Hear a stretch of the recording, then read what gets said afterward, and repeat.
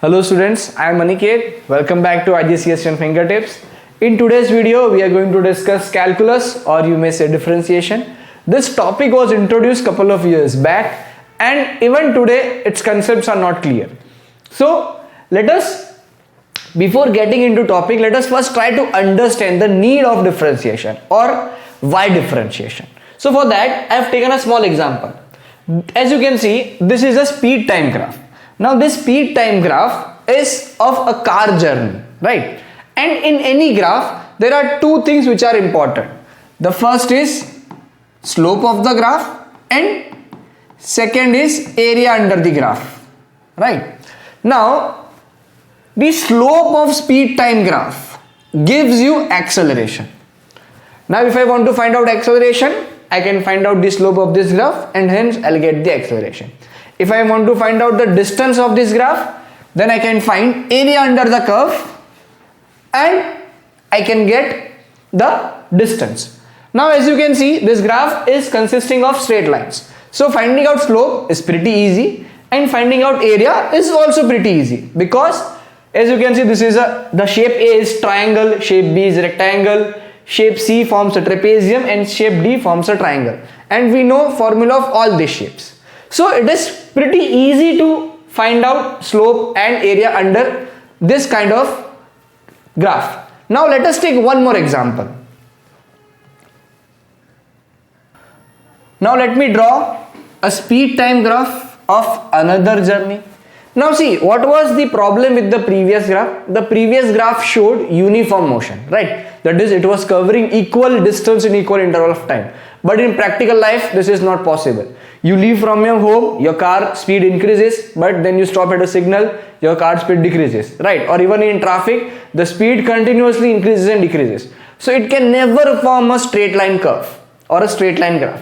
So in reality, let's say I'm leaving from my home, my speed gradually increases, then I'm stopping at a signal, so my speed is 0, and then I have to apply brake and my speed is now 0, right? This is a speed time graph. Now in this graph I want to find out acceleration, or I want to find out its distance. How will I do that? Because this is not a straight line. So how to find acceleration then? Is it not possible to find acceleration? No, it is actually possible, right? But there are two different ways to find out acceleration in such kind of graph. What are those two ways?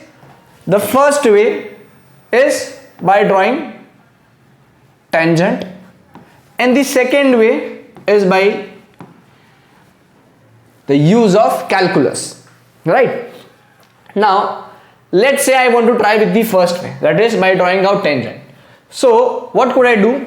I am assuming that I am leaving my house at 10 a.m. and this is my 12 a.m. or 12 p.m. whatever it be.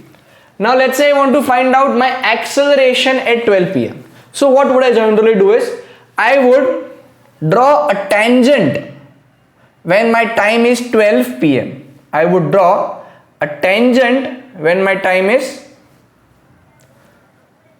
let me just redraw it.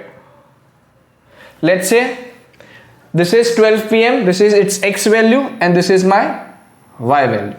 Now in order to find out acceleration, I'll draw a tangent at this point. Tangent, what is a tangent? Tangent is a line which intersects a curve at a single point. So assuming this is my tangent, I'll find slope of this tangent. Now as you can see, tangent is nothing but a straight line, right? So you can easily find out gradient of a straight line by using the formula y2 minus y1 upon x2 minus x1. But there are couple of problems associated with this method. Problem number 1, I have drawn this curve using my hand, right? So this is a free hand curve. So my curve would not be that accurate. As you can see, I'm not good at drawing, so my curve is definitely not going to be accurate.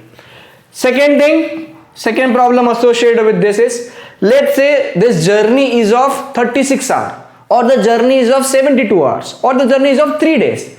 then I'll have to draw the graph for 3 days, and then I'll have to find out the gradient, or I'll have to find out the tangent.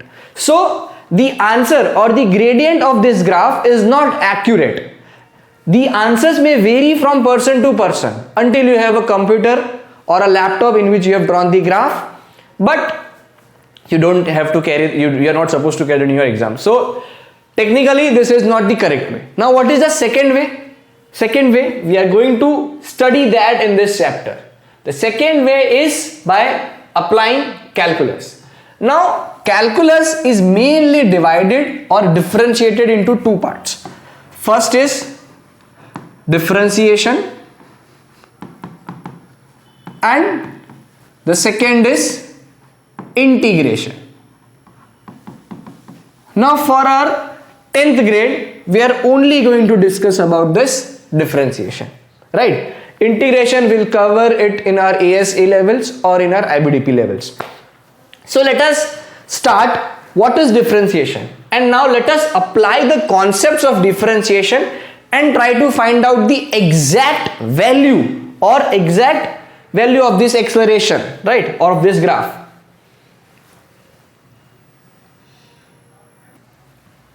So here I have taken a curve. This curve is of the equation y is equals to x square, and let's say I want to find gradient of this curve when x is 2.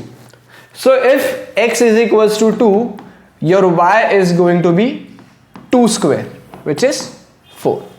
So what I am taking, let's say when my x is 2, my y is going to be 4. Now see, in order to find out gradient, what do you need? You need 2 points. Let's say I am taking another point on this curve. Let's say this is my second point. This is my second point. And this second point is, let's say, h units away from the first point. It is h units away from the first point. So what is going to be value of this point? This second point is going to be, this is 2 units, this is h unit. So x coordinate here is going to be 2 plus h, and the y coordinate is going to be 2 plus h whole square, right? So now let us apply the formula of gradient. What are my 2 coordinates? Let me just once again rewrite it here.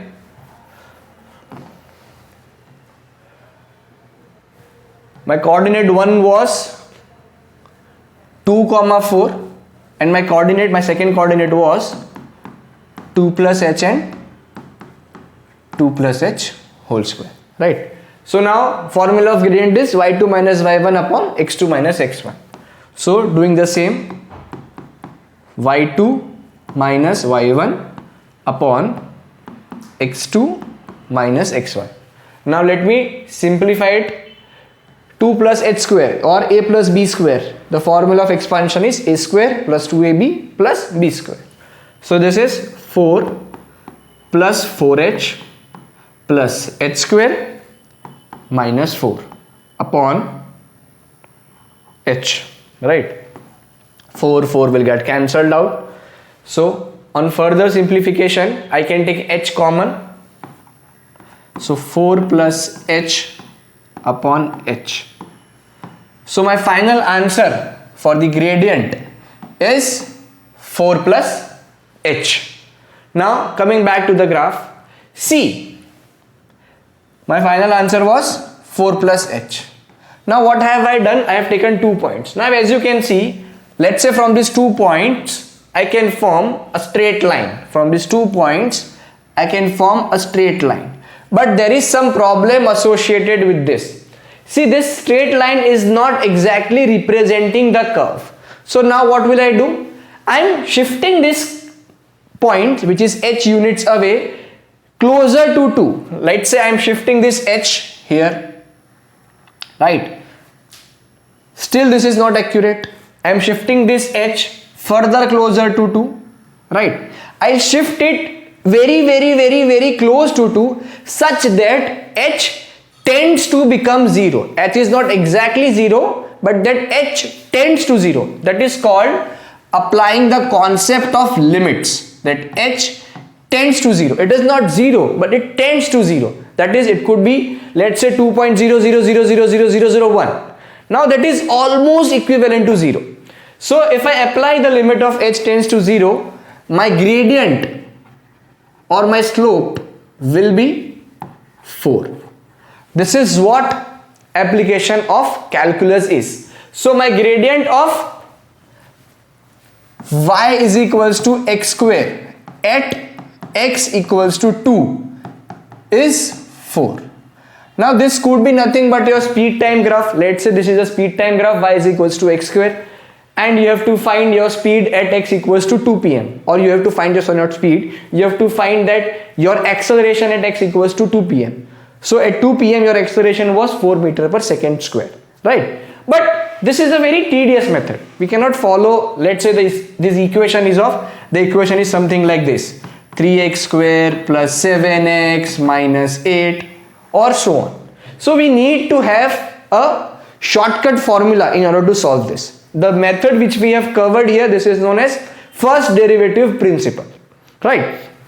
So let us try to understand the formula or a shortcut way in order to solve that. The shortcut is, let's say any function which is defined as y is equals to x power n. Any function which is defined as y is equals to x power n, its derivative or its differentiation can be written as dy by dx. Now what does dy by dx signifies here? Dy by dx signifies that we have done differentiation, or we are finding out derivative of y in terms of x, because the equation of y is in terms of x. So thus we can say dy by dx. Now its formula is this n into x power n minus 1. dy by dx can also be represented as f dash of x. Now f dash is nothing but first derivative, right? So let us apply this formula. What was our equation? Our equation was y is equals to x square. So its dy by dx is going to be 2 into x, because the power comes in front of x. So 2 into x power 2 minus 1, which is 2x, right? So this was my dy by dx, or my gradient, or my slope. Now if I want to find out the value, then I'll simply substitute the value of x and I'll get the exact value. Let's say x was 2. We were trying to find out the gradient at x equals to 2. So at x equals to 2, your dy by dx is going to be 2 into 2, which is 4, right? A simple and a pretty easy formula to remember, right? So now this is the formula. Kindly note this down, and let us solve couple more questions based on this formula. So let us take an example. Let's say I have taken example y is equals to 3x square. Now I want to find out its dy by dx. So dy by dx, or I could also write down as f dash of x. So what does dy by dx is? X power n.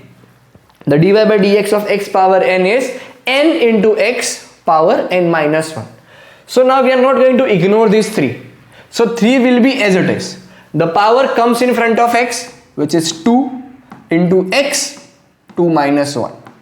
So 6x, right? Let us take one more example.